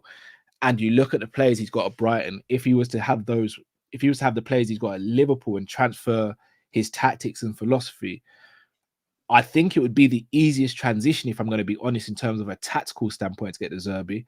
But I think Alonso encompasses everything in terms of he'll have the romanticism, the tactics, the fact that he knows the club, even though he doesn't know the players, he knows the club and the ethos and the fan base. So I think Alonso is the best fit. But if we got De Zerbi, Frank, Amorim, I wouldn't be concerned. My biggest concern is who is going to be above Alonso, Amorim, De Zerbi, Frank. Who is going to be that sporting director? And are we going to be able to bridge that gap? Because respectfully to Klopp, I've not been massively impressed since Michael Edwards has left in terms of the signings. So are we going to get back to where we need to be to get those signings and then the manager implement the philosophy that they need to implement? That's a fair. But the sporting director is a big thing, massively. And K-Mac, what's your thoughts, man? I know we spoke about it a few times before, but Yeah, what Cal says with the sporting director is right as well. Yeah. Look, I've thought about this quite a lot because I've had time to kind of contemplate. Like, look, we have to. I do think we have to look at history as well. Okay, so if we look at a few managers that we've gone for as heart, okay, as in emotion, Dalglish, Souness, Roy Evans, you know what I mean? They are the type of managers that we've took because we wanted a Liverpool player. We wanted someone that was close to the club. They didn't turn out as great managers. Okay, if you look at the great managers we've had, one of them's Klopp, no connection to Liverpool. Rafa Benitez, no connection to Liverpool. You know, we've won things under these managers. So we could also look at someone who's never been connected to Liverpool. And I'm also a little bit worried about the Xabi Alonso thing as well. He did push for a move to Real Madrid, like from Liverpool. So yeah, he was great for Liverpool for a couple of years, but he did move. Sorry, Matt. Rafa was moving a bit mad. Rafa told him the whole Gareth Barry situation, and Rafa told him not to go to the birth of his kid, bro. Like that's a. Okay. Yeah, fair enough. Rafa's cold with it, so I'll drop. Rafa's trying to win games, bro. Ain't got time for you to be dropping babies. What do you mean? I'll drop that one. Alonso, man. But you know, if Real Madrid came knocking in a couple of years' time, Liverpool could. You know, it's just a thought on that. My pick now, and I'm being genuine. I said this last year as well. Actually, is Ruben Amorim. Like, I just think the guy suits FSG as well. Like, they would work hand in hand. Like, and if you want to talk about like the fact that you know Xabi Alonso's doing incredible things at Bayern Leverkusen, Ruben Amorim like won the first title for Sporting in like 45 years. Like Sporting have never been any kind of threat for Benfica in the league. Yeah. They just haven't. They haven't got the net spend. They haven't got the type of players. They haven't got the type of youth system. You know, the way they work is they get players really cheap from the continent. He makes them amazing and then sells them for like 60 million. Like there's like a long conveyor belt of players that just go on and on and on through Sporting. And some of the players we're linked with that we want are play at Sporting under him. And we have a sample size with this guy. Like he's challenged the big teams. He's won 2 titles. He's played in the Champions League a number of times against the best teams. Like he's a really good manager. He's young. He's an international as well, an ex-international who's actually played the game. So you can kind of use that as a sample size as well. And I do think we could get him and his director of football at the same time because they work together for a number of years. You know, if you're looking at a logical fit, he makes perfect sense because he is basically another Jurgen Klopp in the making for me. And he's an absolute legend at Sporting now. Like, he's also the guy that dealt with all of those players that left.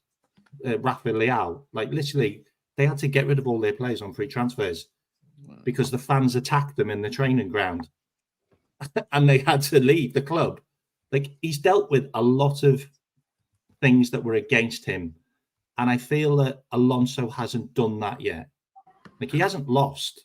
Like he hasn't been kicked out of a final, like through like, you know, a last minute goal. And he hasn't had to suffer like losing a title and stuff like that. So he hasn't got that against him yet. So we don't know how he's going to react. And I just think if we want someone who's going to come in and hit the ground running, I do think Amorim's it. I really do.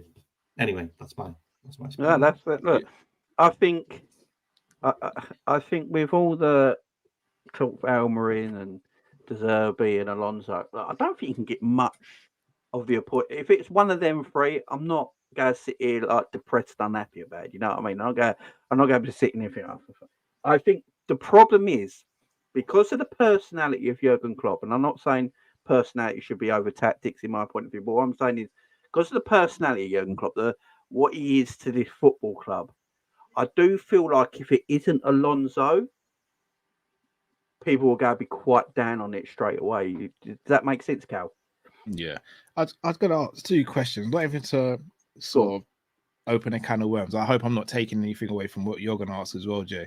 But one, should we look at Alonso and go, he's probably going to end up at Real Madrid, maybe Barcelona, and think, should we not go for him? Because for me, like, again, maybe the whole Caicedo thing's made me numb to transfers and player loyalty and stuff. But I'm at a point now where, like, if we sign Mbappe tomorrow, we know his ultimate aim is to get to Real Madrid. So if we can get the best 3 years possible out of him, I don't really care where he goes after that. In the same way with Alonso, if we can get 4 great years out of Alonso, win 3 Premier League titles, 2 Champions Leagues, go Real Madrid, do your thing, man. So that's the first thing. Secondly, we keep on, all of us have said it, fit within FSG's model. Do we even know what FSG's model is for the future? Nope. Well, it could be changing, man. It could be changing. Do we even know what FSG's model is now? We technically don't. We just saw them drop 115 mil for Caicedo. That was never happened a year or 2 years ago. So we don't know their model now. How it never happened. It was. It was Twitter. It was AI. It was Cal. That was AI. It's an open floor, guys. Ends if you want to. No, do you know what it is? Obviously, Cal's right, man. We don't actually know what FSG's like plans are now in terms of what's the structure. Are we gonna break our wage bill? Are we gonna change things slightly? I was reading a quote, not a quote. It was like an article around. Obviously, all the Premier League teams had a meeting around restructuring the way that they're going to issue out, the financial benefits and stuff. And the rumor is Liverpool going to have a lot of money to spend. Whether or not they choose to spend it, I don't know.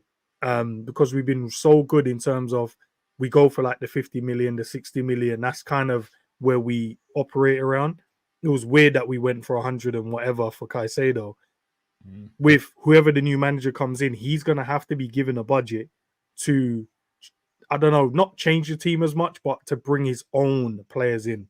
And I can't see any of those managers you guys mentioned saying, "Oh, I don't care. I just want to be the Liverpool manager. I don't want any money."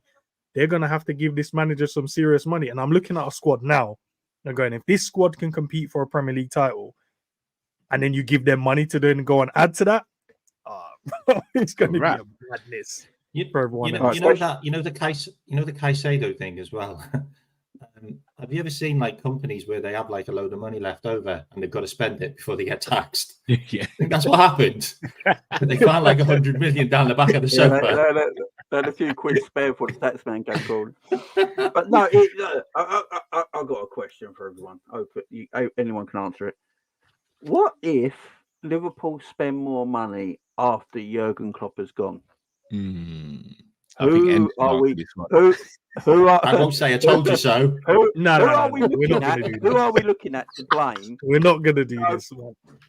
If the new manager comes in and we spend 200 million this summer, say that happens, yeah? Who knows if it does or not? Probably won't, but talking hypothetically, you spent 200 million this summer and people go, hang on, what's going on?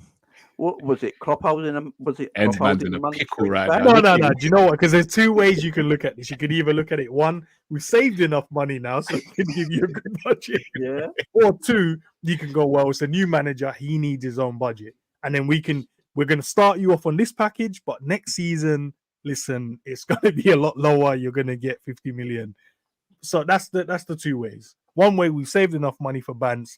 We're going to give you a lot of money to go and do what you want. Number 2, is it's a new manager, and the new manager, as I said, he's going to have I'm not saying give him silly money, 300-400 million. I'm saying give him enough, because we can all see the squad is already a good squad, but we need another centre back. We might need another forward, maybe like to operate on Salah's side if we're going to sell him or whatever we're going to do.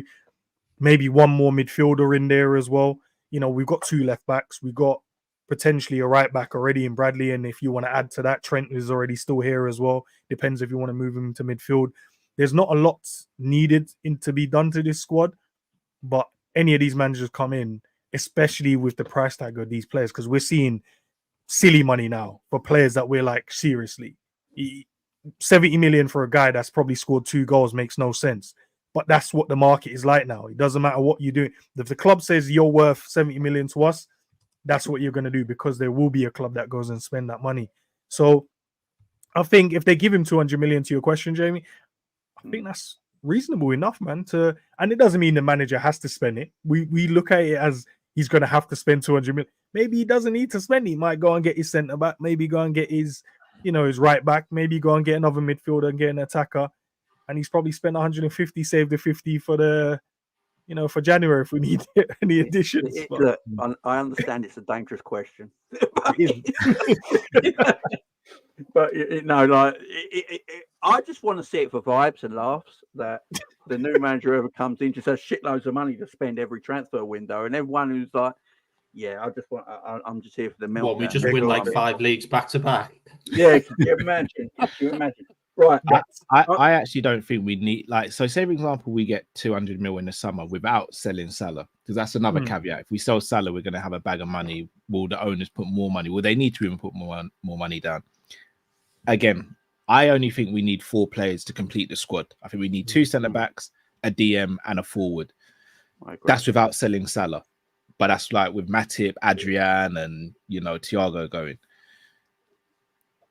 If we were to get those in one summer, we wouldn't need 200 the summer after that. Maybe not even the summer after that. So it's a tricky one, because if we get 200 mil this summer and I'm saying Alonso like he's here, the manager spends it and we go and get the 4 players or 5 players that we need and we go and smash the league, as a fan base, we're going to be like, oh, well, they got 200 mil last summer. Who's he going to get this summer? Like, we might not even need it.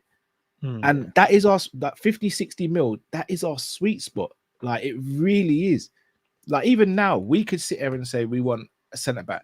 We can go get a centre-back for 60 mil and it can be a top-class centre-back who's got room to grow as well. DM, Zubamendi, Kone, all within the 50 to 60 bracket. Right wingers, Neto, Kubo just signed a new deal, but you get my drift here, 50 to 60 mil. So we don't need to spend crazy amounts. Last summer would have been the summer where we would have had to, because your Rice, your Caicedos, they went for that sort of money. I don't think that's going to happen this summer. So I don't think it's going to happen. Mil plus player sales would be good. I don't think it's going to happen because clubs don't have that money now, because of the FFP rules. Like, just look at the transfer window that just went. Everyone's petrified to spend. It was like 10% compared to usual. I mean, I've been looking into the finance thing as well. We got in like over 500 million, which put us really high, and we've got like about 225 million wages. So the rest is clear to spend FFP wise. So we could be given like a 250 million pound war chest, which is insane.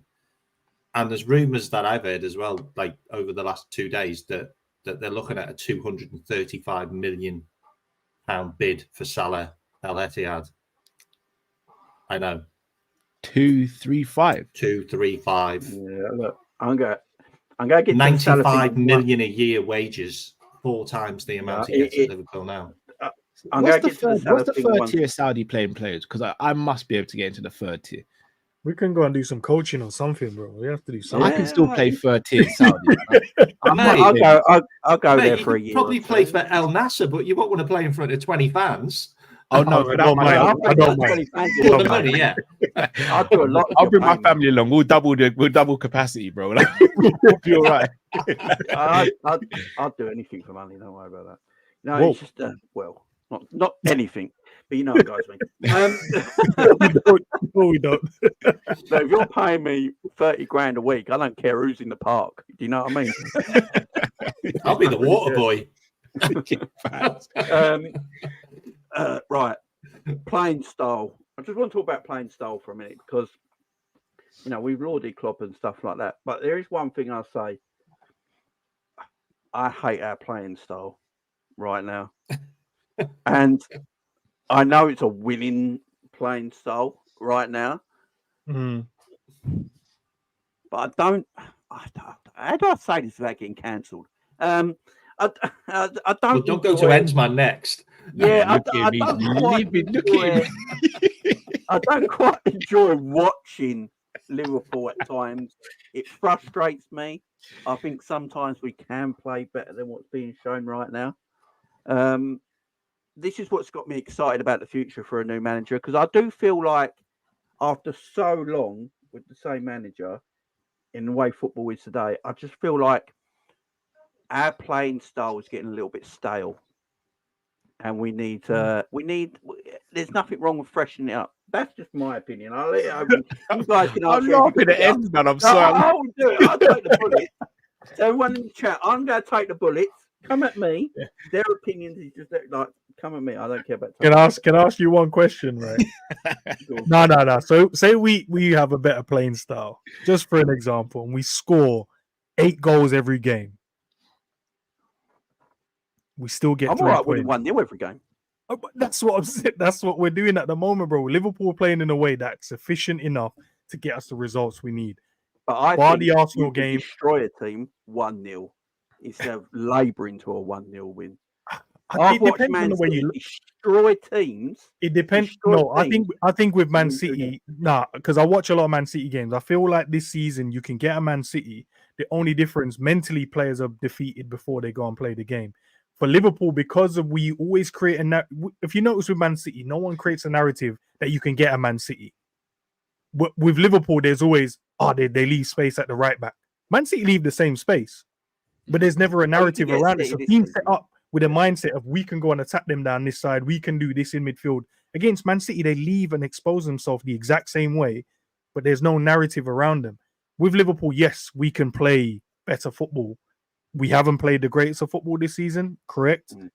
But we are very efficient, bro. We're a machine that knows when the going gets tough, we'll make the right changes, adjust, and then we'll go and get the win. Bar the 3 games we lost this season, there's other games you could probably say teams have created chances against us, but that's like every game in the Premier League. I feel like us as a fan base, not us on the panel, but just in general, it feels like no one can create a chance against Liverpool. Liverpool cannot give up a chance. Or if we do, then we turn around and say, we ain't been great. I don't see that. I see teams create chances because they're a Premier League club. They're athletes. Yes, we leave ourselves exposed in moments, but we go to try and win the game. Most teams sit back and try and catch us on the counter. Man City, when they play against them, yes, they have most of the ball because they play a lot shorter game. But Liverpool are like, okay, we can play short game, but we can also play the long game. Man City don't do that. They just consistently play the short game, so they look more in control of the game. But if teams were a lot more braver like they are against us, you can get at them. Because you've seen this season, when teams are brave, they get at them. Man City's lost more games than us. So all this pretty football that we're talking about, they've still lost more games. The only problem with Liverpool is that we draw too many games when we should win them. That's the only issue. I don't have an issue with our footballing style, but yes, if Xavi comes in, there was a stat, and you guys watched it yesterday, Jamie Carragher talking about they're first in top of Europe in terms of short pass possession, in terms of short pass possession and completion. They're top in that because they play a lot shorter game. So they look more in control. They look more dynamic. Where with Liverpool, we're like, we'll give it to Trent, and one of our runners will make a run and we'll just ping it into him and then we'll create. Or we play a couple of 1-2s and then we hit the wing, attack you on the inside and then get a ball in the box. Doesn't always look pretty. Man City like tick-attack, 1-2s, little through balls, drag you in and then play a little nice ball in behind. It looks great. But if you can show me the evidence, Jamie, bro, I'm here to have the conversation, man. What it is, right? What it is, I don't feel like. Show me the evidence. I don't feel like Liverpool are ever in control of a game for a full 90 minutes all the time. I always feel like we're vulnerable all the time. I just feel like we're vulnerable. It's because of the chaotic way we play. You know, the very direct way we play high up. We play one-on-one defending. So we are vulnerable at the back. And because of that, I don't always feel like we are. So do you think Liverpool should play in a way to make you feel more comfortable? It's just me. It's just my opinion. You know what I mean? It's just my opinion. Jurgen Klopp, Jamie needs you to play so he can I feel better. like sometimes we don't control.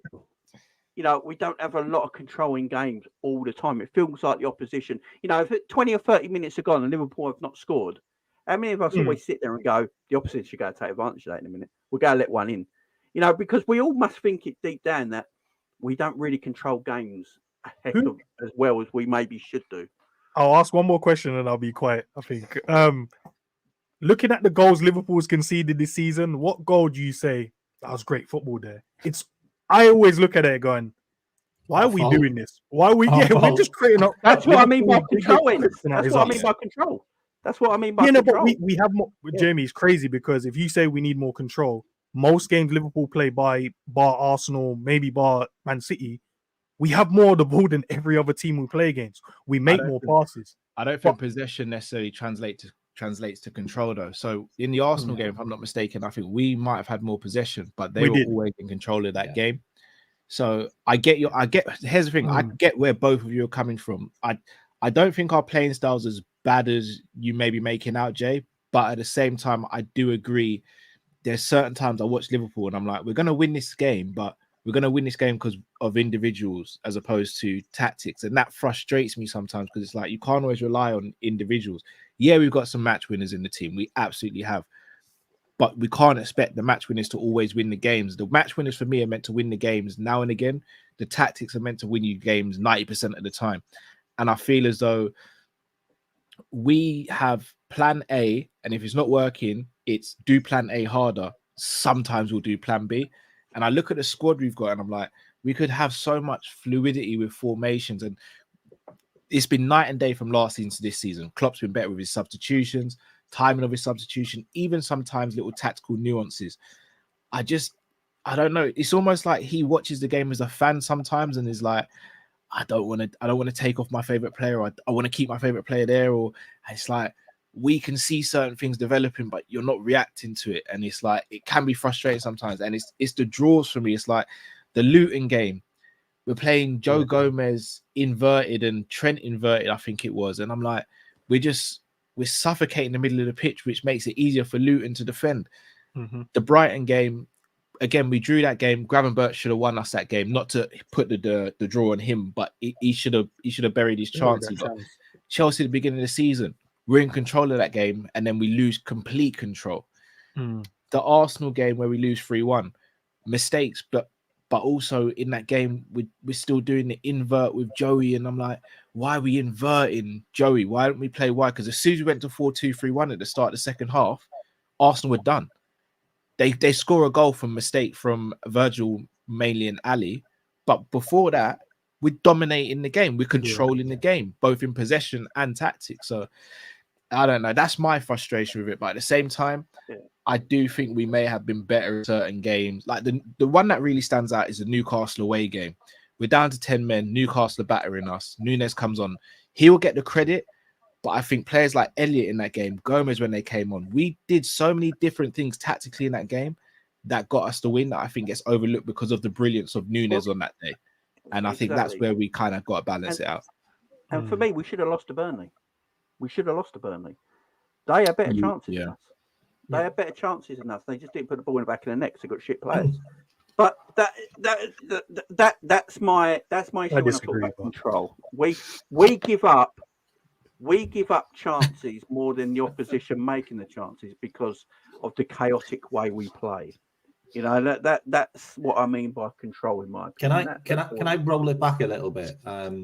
So I'm just trying to put this as an entire big picture. So Klopp had a way of playing when he came to the club. Okay, he couldn't implement that into the club straight away because he didn't have the squad to do it. But then he started to do that from 2017 all the way through to 2020. Yeah. And that was fluid. That was just incredible football. Okay. And it worked to precision. No one could really fight against it. And we had total control in so many games.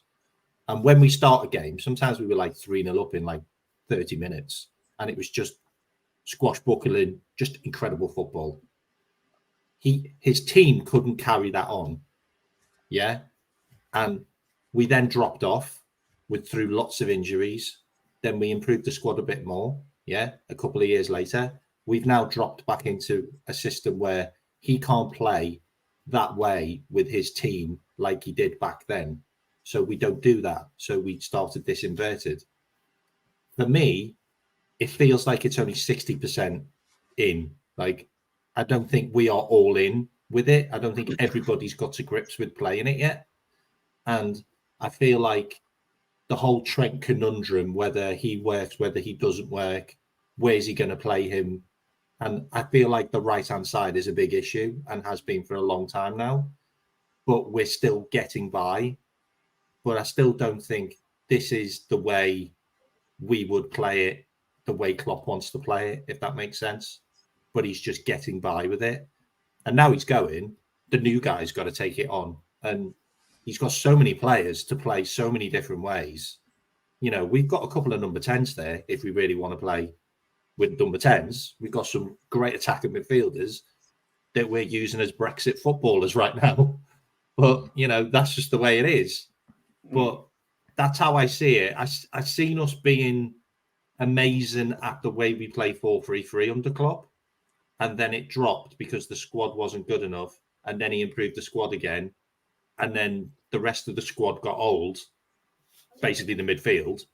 And then he's implemented a new way of using the team again to the best of its ability, which is obviously inverted. And I still don't think we're 100% with that, which is why we give up a lot of chances, I think, especially on the right-hand side. Yeah, the trend. I'm not specifically saying games. I'm saying as a whole, if that makes sense. Yeah, it's just. I think Liverpool are a joy to watch, though, like because of the chaotic nature we play in. So Liverpool are barely in boring games. I mean, that's why Liverpool are on telly so much, because they're fun to watch. They're chaotic in the way we play. It makes for exciting television for people to watch. If you're neutral, it's just me as a fan. That's all it is. I just like a bit more. But we're all different. We're all fans here. We all see games differently and things differently. I've got no problem people thinking otherwise. You know, people in the chat and that. It's all good. I don't mind winning 1-0 all the way to the end of the year, by the way. Yeah. I mean, look, as long as we win things, it doesn't really matter, does it, at the end of the day? But look, one more thing before we leave. Mohamed Salah. I just want yes or no, and then we'll discuss it. Does Mo Salah leave at the end of the season? No. Cal? No. Okay, Mac? Yes. Okay, Mac, tell me yes, why you think he's going to leave? I just think the money's too good. And I just think that it could be another Coutinho type scenario where we sell one of our assets to fund the new guy. Like I know we've got money, but we also know that our owners like money. But they didn't want to sell Coutinho. And they invest everything back into the club. So can I just ask you in this way then? Can you don't answer it from the standpoint of the owners, answer it for yourself. So why do you want to sell Mo Salah? Don't worry about the owners. Why do you want him gone? I just feel that we're too one-dimensional with this guy now, and we look for him too much. And I feel like the other players. I feel like the other players aren't going to shine if he's there all the time. And if you look at the sample size of not having Mo, we don't half get a lot out of our forwards when he's not there. Like I will say, I love Mo, by the way. I will say, since Mo, the team comes first. That was an honest answer. I will say, since Mo left for AFCON and has been injured, but he's back now, I will give the credit to all the forwards. They've all stepped up. All of them have stepped up in Mo's absence. I think sometimes we look a little bit more fluid in the forward areas when Mo's not there, but I can understand that because I think it's that factor. It's like that Stevie factor when he played for Liverpool. Like, give the ball to Stevie, he'll do something when other players have got the capabilities of doing something. And I think that's the same with Mo when he's about. So that's not Mo's fault. It's just the players around think, right, just give it to Mo and Mo would do so. But what's your, you said no ends. Do you think that is that a no from you don't want him to go, or do you think the club will definitely keep him? Bit of both, to be fair. Yeah, we've always gone off the premise of we're not a selling club anymore, so we're not going to be forced or strong arming to making decisions and getting rid of our you'd say our top players. He's our world class forward, one of the best right wingers in the world. He's consistently getting high amount of goals, assists throughout his career in Liverpool Football Club. Is he getting too old? Nah, I think he's still got some great years ahead of him. But there's some great context there in terms of, yes, the other forwards play better when he's not there. It's not that he doesn't allow them to. It's just that they get to express themselves a bit more without everyone trying to find Mo. Yes, when other players play on that side, they go past their man. Mo doesn't really do that as much anymore. This is one of the reasons I was thinking, my crazy mind of thinking, I think he should move more inside, not as a striker, but maybe off for the one that plays. Maybe when Javi comes in, one of the 10s, just for a game, try it out. We don't know. Let's see what happens. Was a shadow striker. Yeah, just in there. You know what I mean? But I don't want to sell him, man. I can't see the reasons why we need to sell him yet, unless you're going to give me someone we can replace him with, and it doesn't necessarily have to offer the same amount of goals and assists. Just offer enough to get us by, because I feel like now we're not heavily relied upon him now. But it's not like he's at the back end where he's tired now. He's not giving us the outputs that he needs to give us. He's actually giving us the same amount, as if he was when he first started. And obviously not as many goals, but in terms of like teams fear him. They fear Liverpool when he plays. I promise you now, everyone, I'm sure everyone in the chat now, everyone on the panel has seen those videos of Mo back in training, just walking out, because everyone's reposted it. What was your first feeling? Like, oh, thank God. Yeah, he's back. Yeah, even though we haven't needed him, but that was your first thought. Thank God he's back. We haven't needed him, so why is that thought? So why would we need to sell him then? If that's your first initial thought when we haven't needed him throughout January, a bit of February, why should we now go and sell him?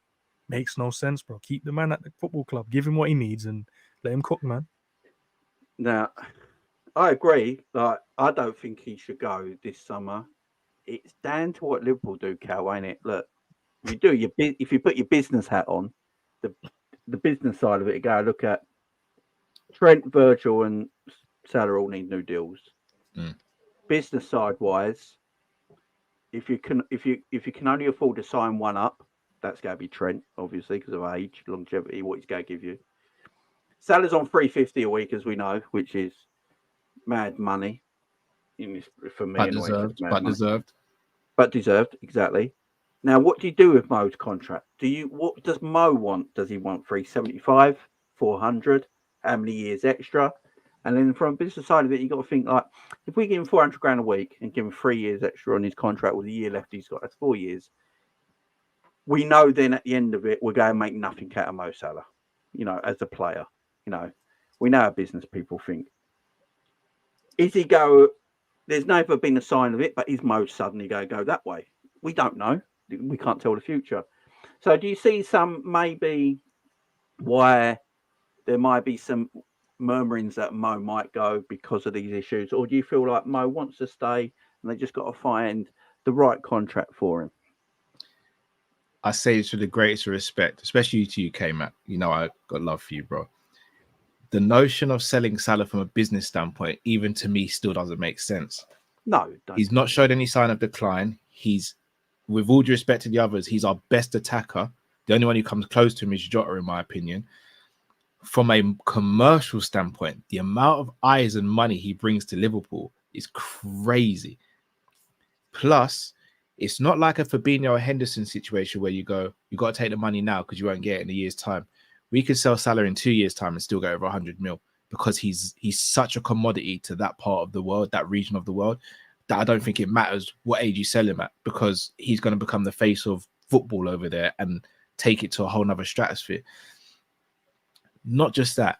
Let's say he does go on a decline. This is why I say go and get another right winger so he can now be rotated. You can start to manage his minutes a bit better. A new manager doesn't have that affiliation where Klopp and him have. So Klopp can't turn around and go, oh, well, it's Salah in it. I don't want him coming in the office. The new manager ain't going to be like that. The new manager's going to be saying, well, it's a clean slate for everyone.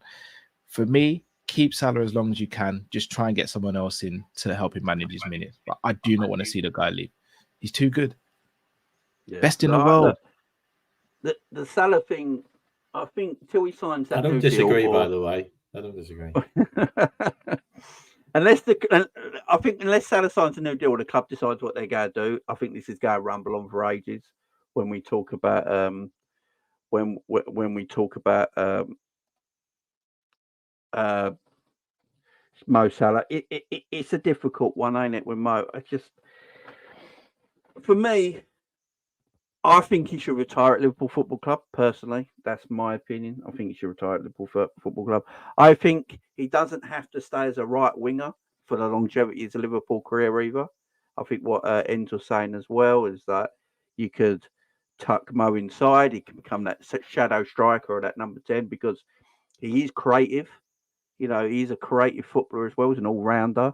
You know, he doesn't always rely on his pace anymore. You see that with Mo. He doesn't have to rely on his pace. He relies on his pace to get to the ball first.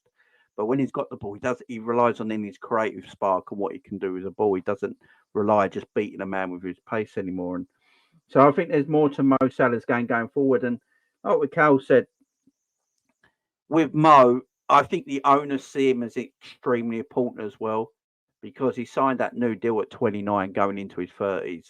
And the owners would know he's going to be into his 30s going into that new deal, 350 grand a week. And I think that's one of the times the owners have actually shown, you know what? There's this thing with Salah and Mane at the time. I think the club always saw Mo Salah as the bigger star, as the bigger player, the one that should be worth the money on the new contract. So, and the way Mane's career's gone and Salah's keeping at that level, it looks like the club got it right, in my opinion, letting Mane go at the right time, giving Salah the brand new deal. So, and it's all about, ain't it, now that the club, if they feel like it, and they feel like Mo should stay at this football club because of the star he is, the contract and the talks, and the Mo loves the club, we know he does. So, if they talk contract, I think it would be a pretty simple contract to do and to sign and get Mo signed over. I don't know about you, man. Oh, you're muted. You're muted. Keep thinking I'm not muted, man. I think at any age Mo can move over to Saudi and still get whatever he wants. I feel like in this moment now, I think the contract Liverpool, it doesn't even have to be a long-term thing. It could even, what has he got? A year left in the summer. Even if you give him an extra 2 years on top, he leaves after 2, he leaves, with a 1 year left on his deal. Still good 2 years of Mo Salah that we get. And what Cal said, we can get someone else in, lower his minutes if needs be. Mo is not going to like that, obviously, but either we'll push Mo to even do more, or it will be like, okay, it's my chance to kind of coach in these new guys because I know Saudi are going to come in for me. And then I can play, what is he now, 32? I want to say. Yeah, it'd be 33. 32, 33, if he leaves, 34. So even if he leaves at 34, 35, and he plays up to he's 40 in the Saudi League, because let's be honest, man, no disrespect, but it's not Premier League, it's not European level. It may be at one point it will be, in terms of like the teams are getting better and stuff, but at this present moment in time, it's not the standards of Europe, it's not the standards of the Premier League. So he's not going to have to do a lot more. He's going to be the poster guy or poster boy, wherever way you want to put it. And he's going to go and make bags of money over there. I think Mo, in this Liverpool team now, I feel like he's got, not say unfinished business, but he's got a lot of, I think like he just wants to leave that legacy where he is that guy and no one's going to beat his record. I feel like at this moment in time, someone else can probably beat some of his records. So he just wants to make it known that when I leave here, maybe their statue is going to be built off him. And I think in the next 2 years, if he carries on the way he is, he leaves, hats off to him. But not in the summer, man. I don't want to lose him just yet. No, man. I'm with you on that. Look, guys, what we're going to do, we're going to leave it there. It's been a great debate. What we'll do, we'll come back for a part 2 towards the end of the season. We'll look back in the season. Probably do it at the end of the season. We'll do a part 2 and get all the same guys on. Look back at the season, what we might have won, what we haven't won, whatever it is, and look back on the whole season. If everyone's up for that, we'll do that as a part 2. Appreciate everyone being here today. Thank you, everyone in the chat. Appreciate it. Everyone who was here today on the panel, their links are in the description. So make sure you go and smash the link, go and subscribe to them, go and like a few of their videos and all that good stuff. And they'll help these great guys out for joining us. I do really, really appreciate it, them being here. They're great people, great friends, and I do appreciate them being here. Guys, we're going to leave it there. We're going to end this. You are going to be redirected to Cal's MMA show right now, the Sanderson show. So don't go anywhere. When this video ends, you'll be redirected over there, and I'm going to be over there. Luke's going to be over there as well. We're going to be talking about UFC and stuff like that, and all things combat sports related. So make sure if you enjoy that sort of stuff, you follow us over there in 1 second when we end this show. So big up to everyone. Thank you very much for joining us. Until next time, enjoy the rest of your night. Bye-bye for now.